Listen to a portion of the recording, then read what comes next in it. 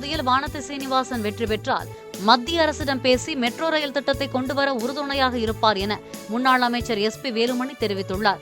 சாய்பாபா காலனியில் பரப்புரை மேற்கொண்ட அவர் திமுக ஆட்சியில் கோவையில் பெண்களுக்கு பாதுகாப்பற்ற சூழல் நிலவுவதாக குற்றம் சாட்டினார். ஒரு தொகுதிக்குன்னா நிறைய திட்டங்கள் வரணும்.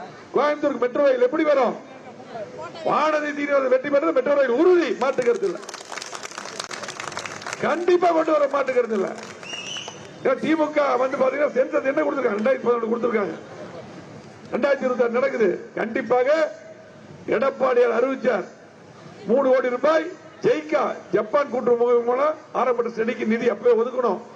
திமுக ஆட்சி ஃபைல் அப்படியே கிடப்புல போட்டு இன்னைக்கு பாத்தீங்கன்னா ஃபைலே சரி அனுப்பல.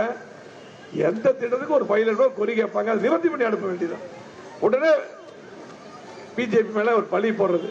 திமுக வந்து பாத்தீங்கன்னா பழி போடுறது மட்டும்தாகவே மெட்ரோ ரயில் திட்டம் கண்டிப்பாக கோவை மாவட்டத்துக்கு முக்கியமான திட்டம் வரும். அதுக்கு ஒரே ஒருவர் தான் நம்ம சகோதரி வானதி சீனிவாசன் அவர்கள் தான் முடியும். நான் கூட நிற்போம்.